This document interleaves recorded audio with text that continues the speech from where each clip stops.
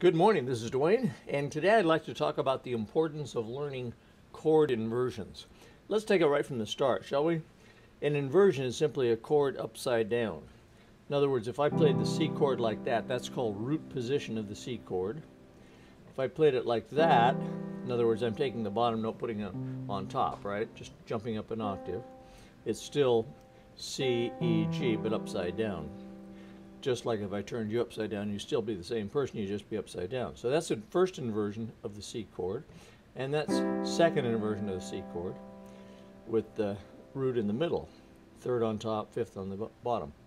Now if I turn upside down, what do I get? I get the same thing I started with, just an octave higher, right? So there's two inversions, a root position, a first and a second inversion of a three-note chord. However, when you get to a four-note chord, that's the root position, that's the first inversion, that's the second inversion, and that's the third inversion. So four-note chords have four options, right? 1, 2, 3, 4, okay? And that gives you a lot of different kinds of sounds.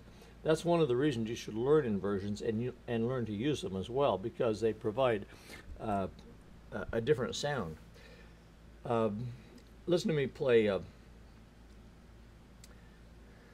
I'll just play a song.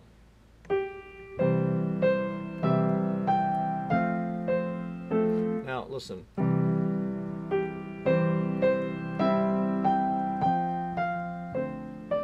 By changing inversions, it makes it more interesting right away.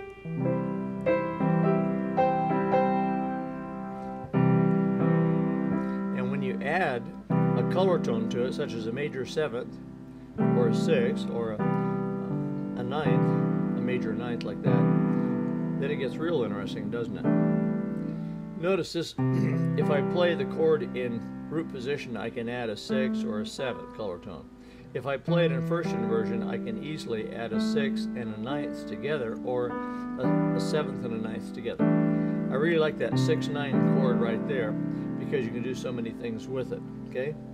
And then the second inversion is nice too because you can get a real tight sound with the major seventh right there because you got those two notes close together.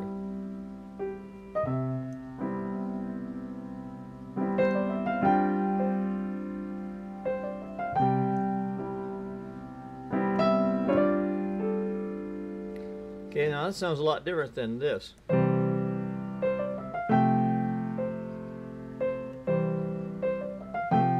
You see, it's the same, basically the same tune in the right hand, the same chords, except I'm playing those in inversion in the left hand plus the color tone, okay?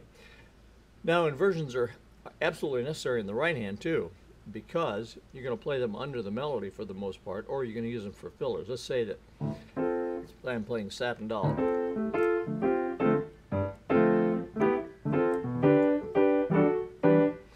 Notice that first chord.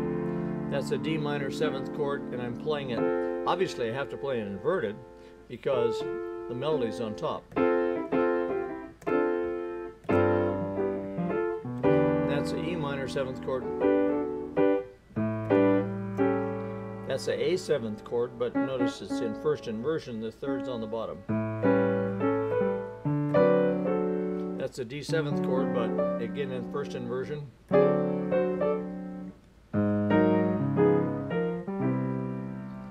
Okay, so now anytime you play in octaves, of course, with filling in octaves, you're automatically playing